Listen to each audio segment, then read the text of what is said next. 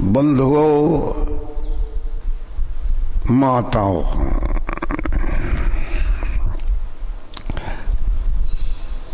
अब हमें मिल करके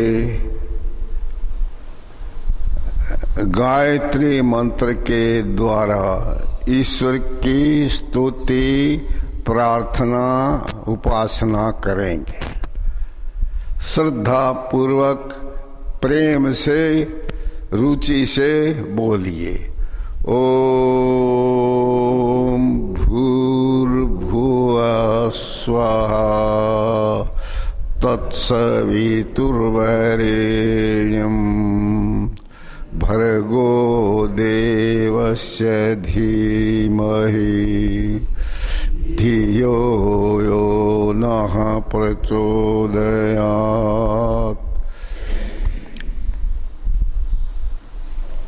इससे पूर्व हमारा पाठ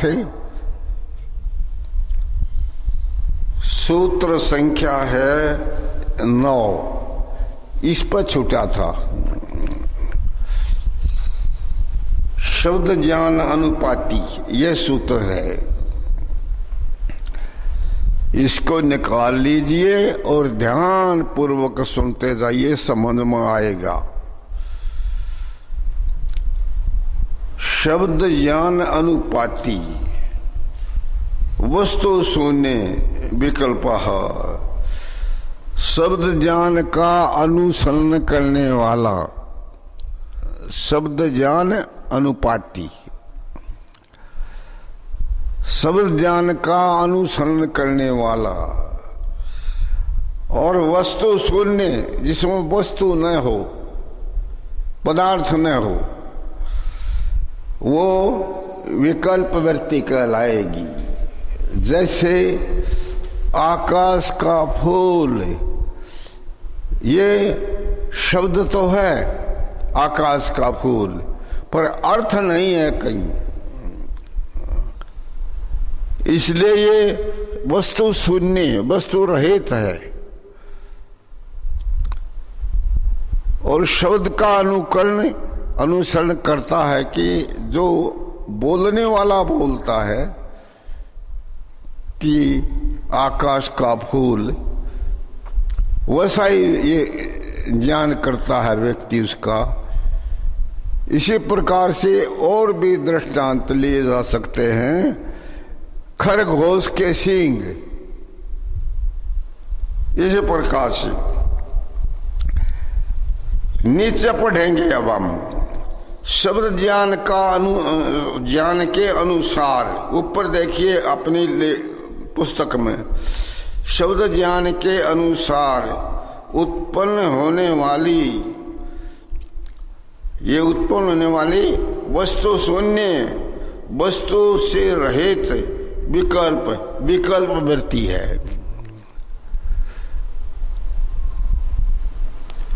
जिसका शब्द तो हो, नीचे देखिए, जिसका शब्द तो हो किंतु उस शब्द का अर्थ अर्थात पदार्थ किसी को न मिले, पदार्थ कहीं भी न मिले, ऐसे शब्द को सुनकर उत्पन्न होने वाली वृत्ति को विकल्प वृत्ति कहते हैं।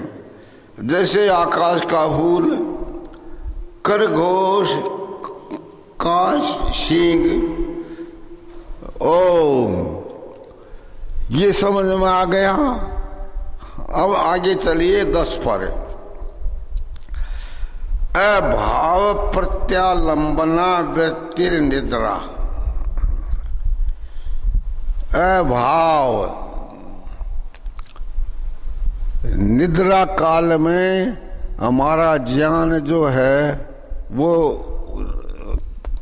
क्रियाशील नहीं होता, हम नहीं जानते।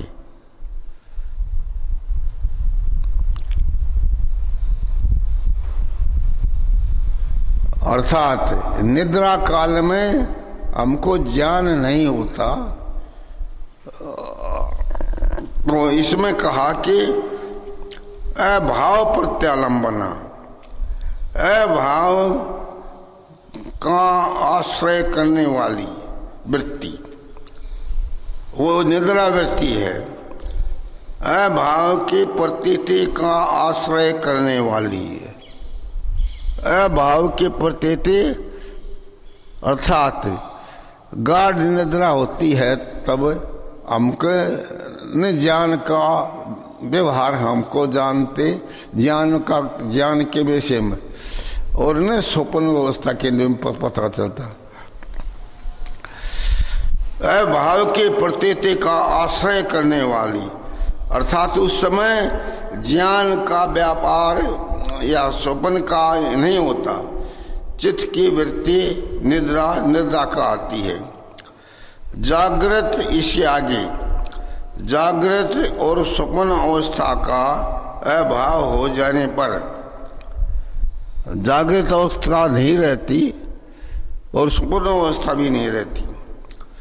जागृत और स्वप्न अवस्था का अभाव हो जाने पर जो विशेष प्रकार का ज्ञान अनुभव होता है, उस ज्ञान के सहारे रहने वाली वृत्ति का नाम निद्रा है।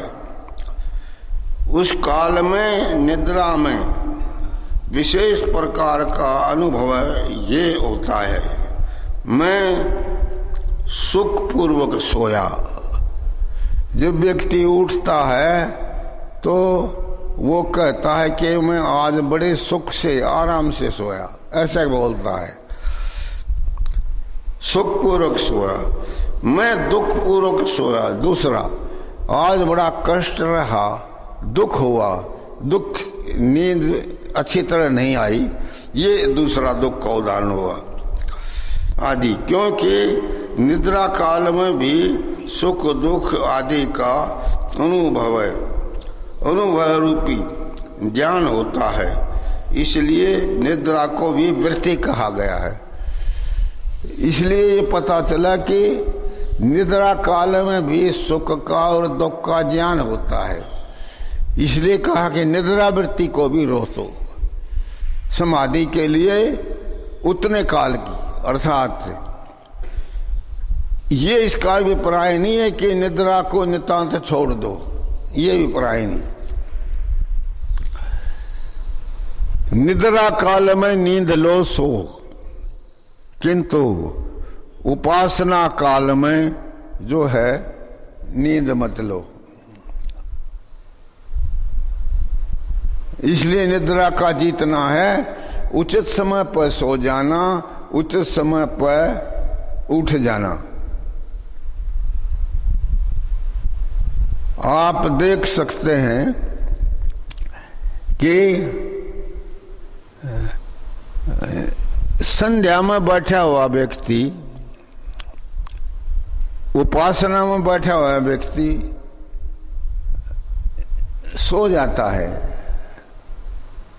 निद्रा आती है। किसी किसी को तो गहरी निद्रा भी आ जाती है और निद्रा आती है। तो निद्रा को जब तक हम जीत नहीं लेते, अर्थात निद्रा काल को छोड़ करके दूसरे काल में निद्रा नहीं आनी चाहिए। अत्यंत सावधान। अभाव प्रत्यलंबना, अभाव का आश्रय करने वाली व्यक्ति निद्रा व्यक्ति है। आगे चलिए। अनुभूत विषय असंप्रमोष स्मृति। अनुभूत विषय, अनुभव किया हुआ विषय, अनुभूत विषय असंप्रमोष है, न भूलना। ये स्मृति वृत्ति है।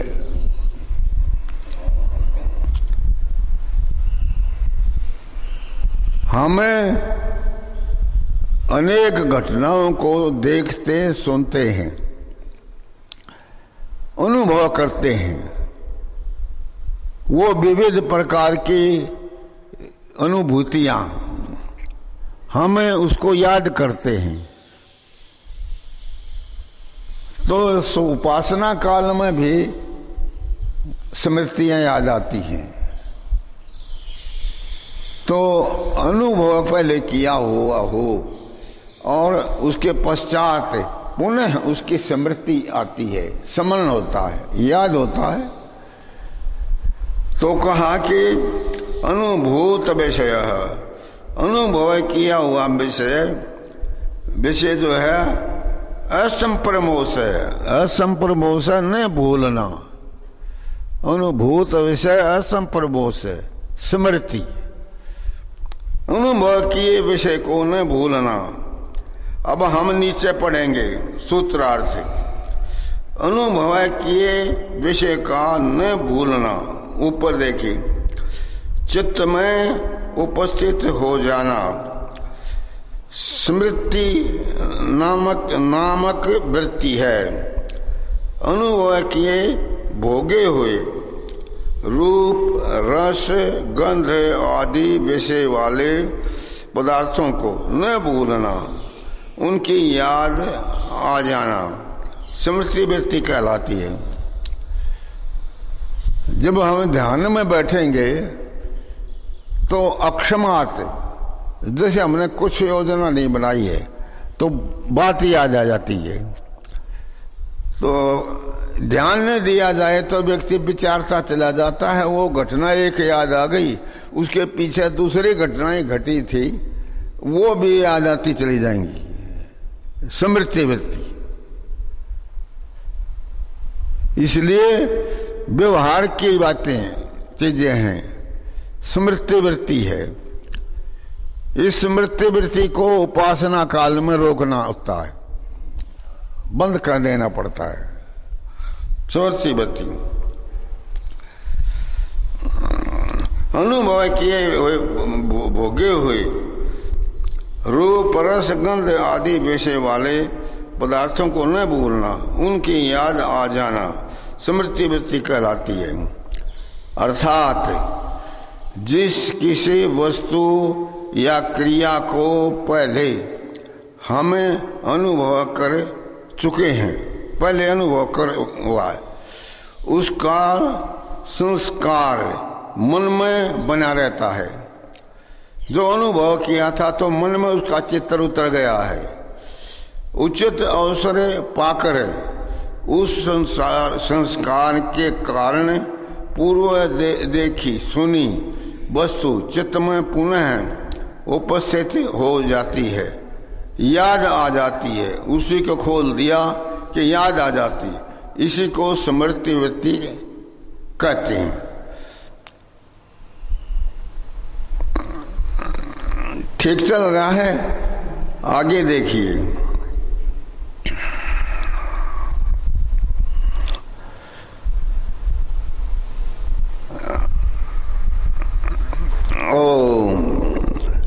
अभ्यास वैराग्याभ्याम तिन्नरोधः। ठीक चल रहे हैं ना हम, कोई भूल तो नहीं होगी? हाँ, पाठ इधर से इधर न हो जाए। 12वां सूत्र देखिए, अभ्यास वैराग्याभ्याम तिन्नरोधः। कहते हैं कि इन वृत्तियों का निरोध कैसे हो, कैसे बस में कैसे आए। वास्तव में ज्ञान की न्यूनता रहती है। हम ये जान लेते हैं कि वृत्तियों को मन ले जाता है कहीं का कहीं, इन विचारों को मन उठा लेता है। मेरा कोई दोष नहीं है ऐसा मान लेता है व्यक्ति, अर्थात विपरीत ज्ञान वहां पर कार्य करता है। आपसे कहा जाए कि गायत्री मंत्र का जप करो, आप कहेंगे कि मन नहीं मानता। वास्तविकता यह है कि मन जड़ पदार्थ है, चेतन नहीं है। जीवात्मा उसको प्रेरणा देता है तब चलता है। आंख बंद कर लो खोलो, मैं आंख बंद करूंगा, आप करें। मेरी इच्छा होगी मैं आंखों को बंद करूं और फिर आंखें बंद हो जाएंगी। फिर मैं सोचता हूं कि खोलो, तो मेरी इच्छा होगी, मैं इच्छा उठाऊंगा कि आंखों को खोल लो। तो आंख जड़ पदार्थ है, ये स्वयं चेतना नहीं रखते, अपना ज्ञान इनका नहीं है। इसलिए हाँ जी, अभ्यास वैराग्य अभ्याम तन्निरोध है। तत्निरोध तन्निरोध है। अभ्यास और वैराग्य के माध्यम से उन वृत्तियों का निरोध होता है। 5 वृत्तियां कितनी हैं आप दोहराओ तो कुछ याद है, दोहराया करो। वृत्तियां कितनी हैं? 5 है, उत्तर दो, बैठे नहीं रहो। विद्यार्थी को बस सचेत बड़ी सावधानी से सुनना चाहिए। ऋषियों ने कहा जब आचार्य जी गुरु जी के मुख से शब्द निकलते हैं, आप कान को उसके साथ जोड़ो, अर्थात मन को आत्मा, आत्मा को कान और कान को बोलने वाले आचार्य के साथ। ये सुनने का ढंग पद्धति बताई। जब शब्द बोलने वाला आचार्य शब्द बोलता है तो मन को आत्मा के साथ संबद्ध करो और मन कान के साथ, कान आचार्य के शब्द के साथ।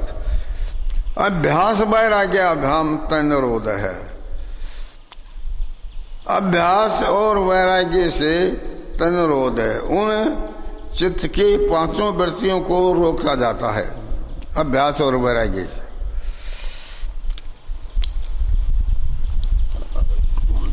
अभ्यास और वैराग्य से तन्निरोध है। उन चित्त की 5 वृत्तियों को रोका जाता है।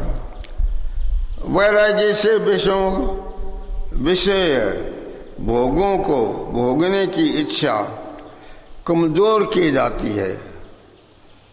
कहा कि वैराग्य से विषय भोगों की जो भोगने की इच्छा है उसको निर्बल बना दिया जाता है। वैराग्य से कमजोर की जाती है और अभ्यास से वैराग्य सहित अपनी स्थिति को दृढ़ उन्नत किया जाता है। इस प्रकार इन दोनों के माध्यम से पूर्वोक्त 5 वृत्तियों को रोका जा सकता है।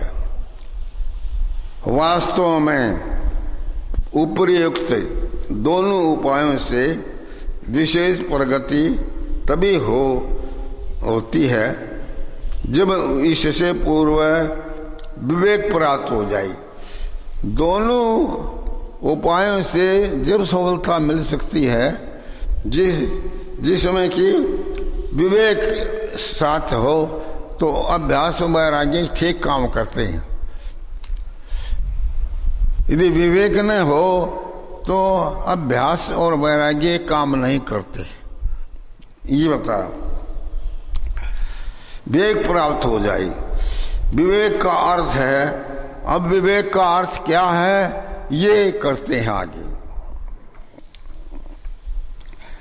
ईश्वर जीव प्रकृति को व्यवहारिक रूप से पृथक पृथक समझना, ये है एक वाक्य है। एक तो ईश्वर का ज्ञान और दूसरा जीव आत्मा का और तीसरा प्रकृति का। 3 ही पदार्थ हैं मुख्य। ये सारा संसार उन्हीं के संबंध से उपस्थित है। ईश्वर का पता हो व्यक्ति को, विवेक हो जाए। जीवात्मा का विवेक हो जाए और प्रकृति का विवेक हो जाए। और ये समाज के दूसरे नियम में क्या लिखा है? ईश्वर बोलो याद हो तो सच्चिदानंद स्वरूप निराकार सर्वशक्तिमान। बोलते जाइए, याद हो तो बोलते नहीं, वैसे याद। ईश्वर सच्चिदानंद स्वरूप निराकार सर्वशक्तिमान न्यायकारी दयालु अजन्मा अनंत है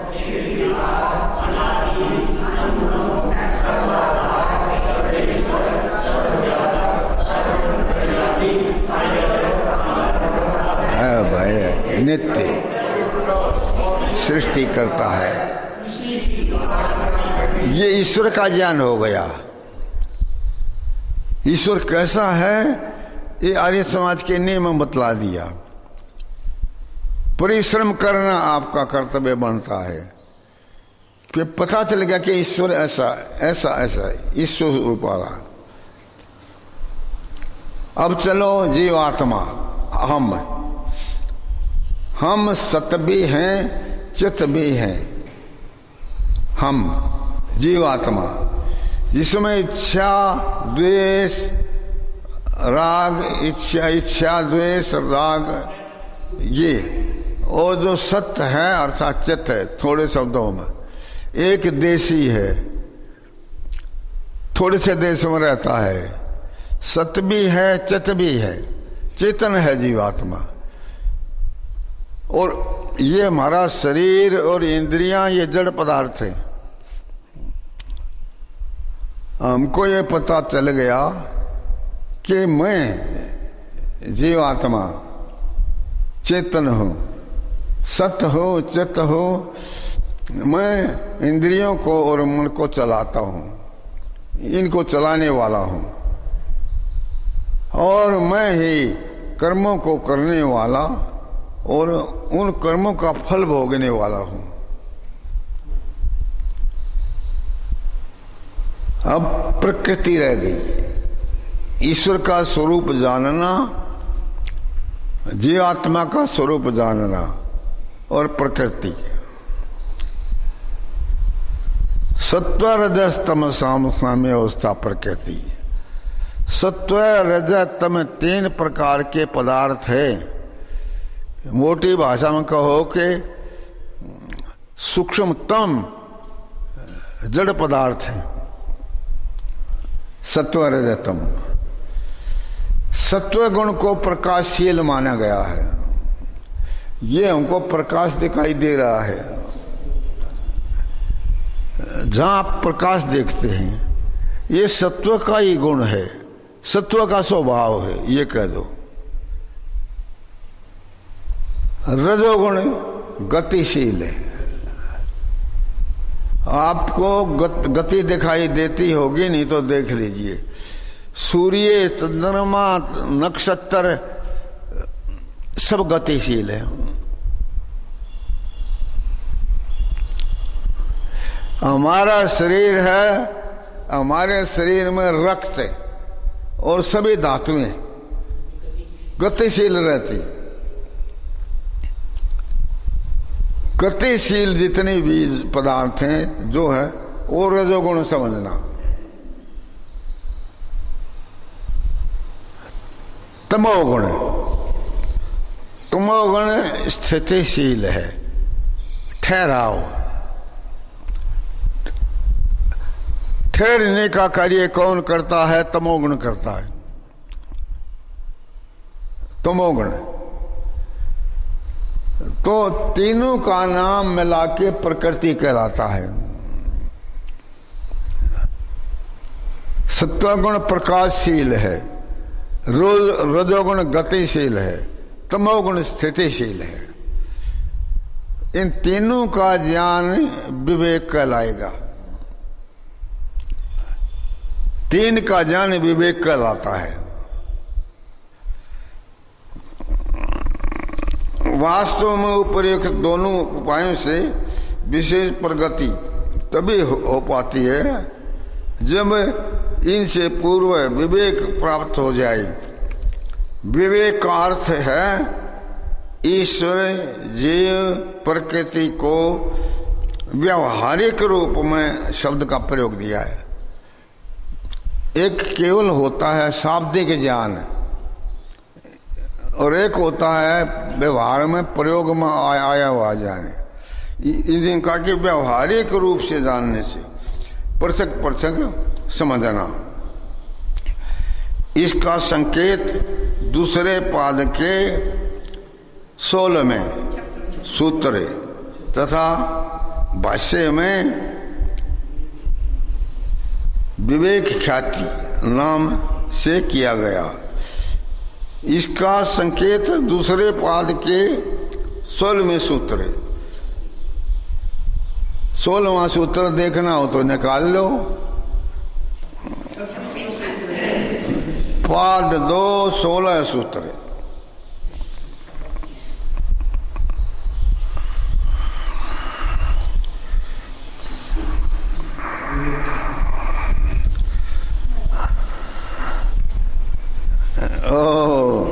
पृष्ठ क्या है?